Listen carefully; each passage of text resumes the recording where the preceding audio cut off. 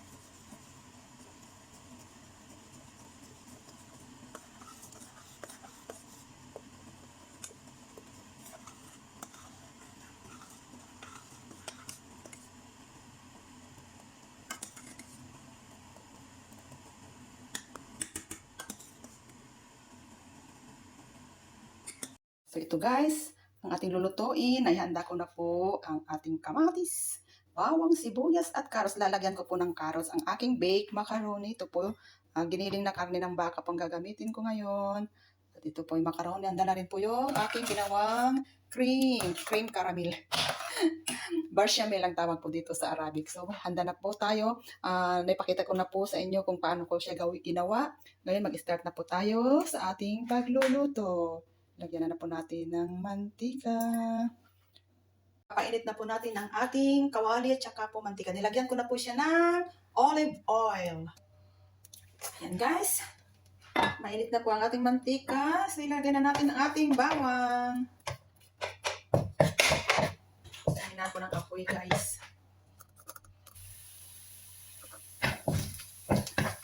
Igisa-gisa na. Tapos isunod natin ang sibuyas.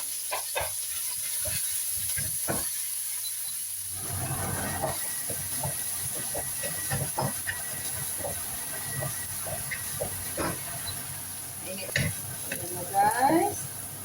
Lagyan na natin ang ating karne.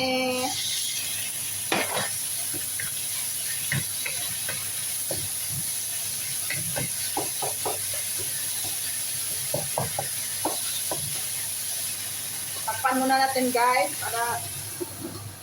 para po yung malis po yung tubig ng ng karne ba, para hindi siya malansa. Mga lang 1 minute. Diyan! Ayan. Guys. Ay, tubig, lumabas na po yung tubig ng ng karne. Kasi po, galing na, galing sa freezer ba. Magtutubig siya. Inugasan ko na nga yung karne para, maalis yung yellow. Ayun guys, lagyan po natin ng paminta. Yan, ang ating paminta.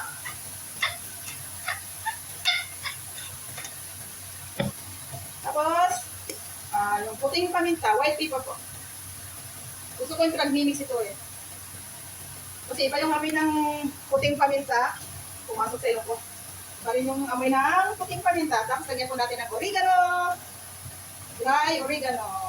Masarap po to guys sa mga pasta. Tsaka marami pang benefits ang makukuha natin sa oregano. Ano siya guys.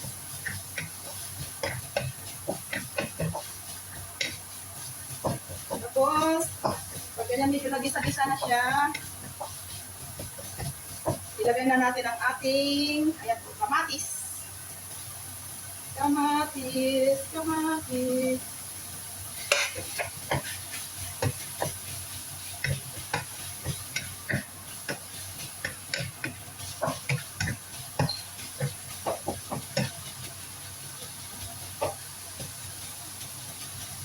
Isunod po natin ang ating carrots.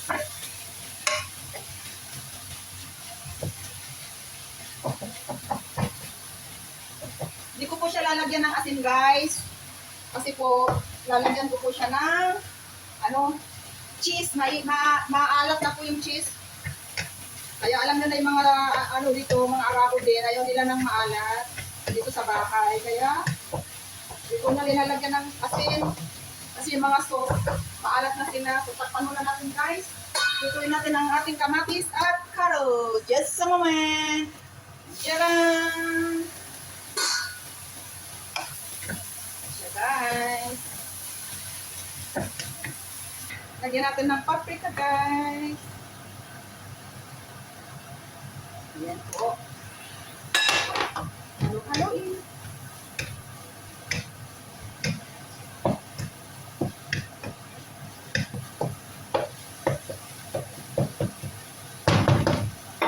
Tikman natin, guys.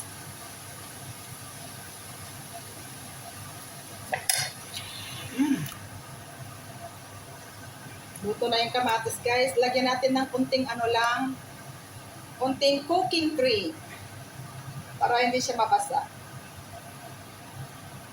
Kunti lang siya. Tapos sunod na natin itong cheese kasi tawag doon? May ako na cheese. Hindi na yung hindi ko nakuha, buo-buo na lang, ilalagay ko na lang dito. Kasi yung amo kong lalaki, mahilig din sa cheese. Masarap yung nalalasahan nila yung cheese. So, ayan na, guys. Mayaman tayo sa cheese. Ilagay lahat na dito pa. Lalagyan ko ng cream cheese. Ayan, guys. Asan yung camera natin ngayon? Lalagyan ko ng 2 kutsara, guys.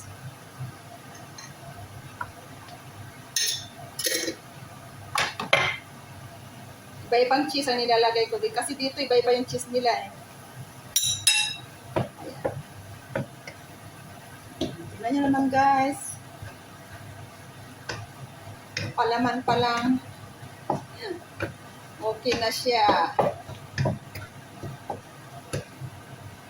Haluin lang natin ng konti, guys. Para siya.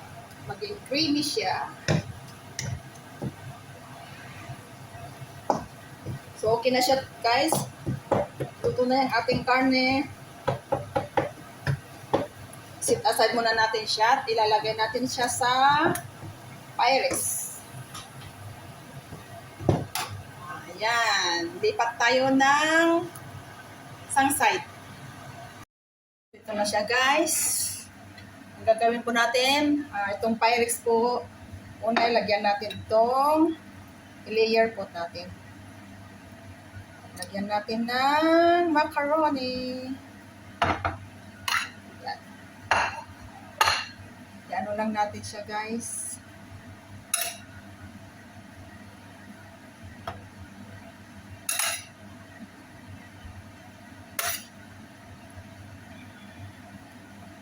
Ayan.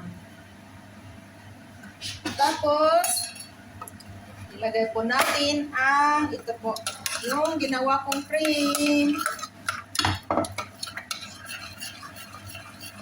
Yung harina po ito, tsaka harina tsaka gatas lang po. Ilagay muna natin dito siya, guys.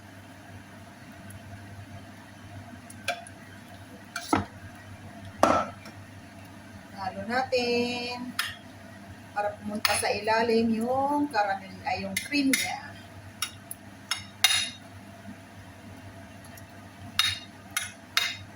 Matalas kong ginagawa to, guys, pag yung Ramadan ba. Kaya lang ano nito yung macaroni kasi na ano kung matagal ng bukas. Ano matagal po ng hindi pa na uubos. Ganyan lang siya guys. Tapos ilagay natin ang teka. Lagyan natin ng karne. Lagay natin po yung ating karne. Ilagay po natin lahat guys.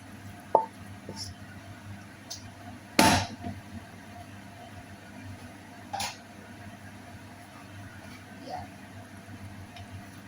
Makulay po yung carrots. Nalalagyan ko po ng carrots para po may masustansya namang gulay yung mga bata.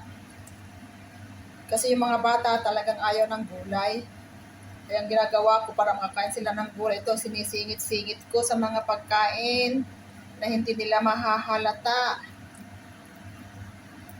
Ayan. Palibutan lang siya guys. May cheese na po yung ating karne, pero papaibabawan pa po natin siya ng ayan po. Tapos, ito po yung grated, ginagkat na cheese. Ipaibabaw po natin siya.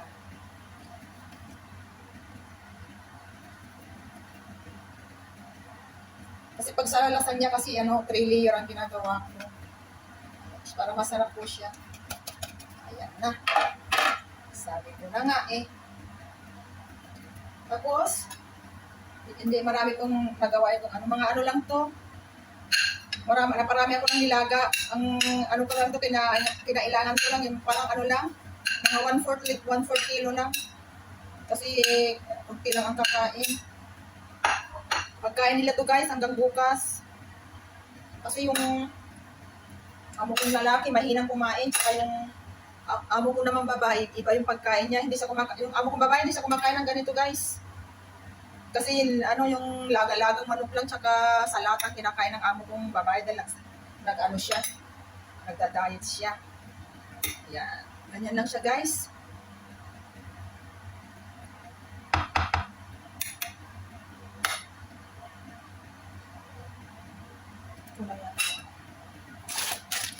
Tapos na yun guys. Ilalagay na natin lahat yung ating cream.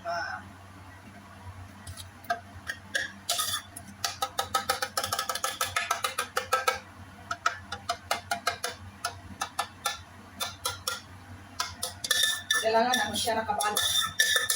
Nakabalot po ng cream itong natin, macaroni para hindi po siya tumigas. Ayan. I-layer natin.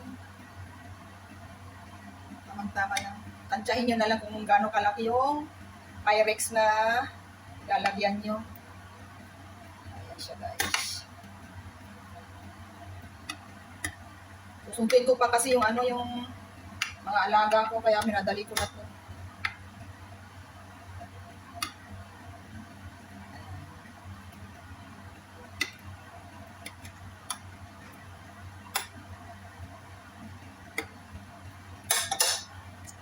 Tapos guys, pagkatapos nito, meron tayong mozzarella cheese.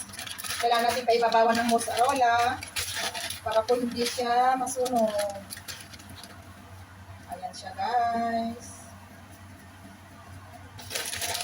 Mozzarella ko galing sa freezer. May yellow-yellow pa.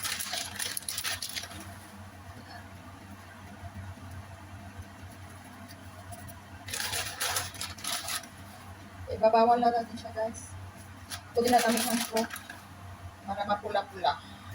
Ibabaw. Okay guys, so ito na siya. Guys, ganitong itsura niya bago ko ilagay sa oven. Ngayon tong oven, nabuksan ko na kanina, ilagay ko lang sa 180.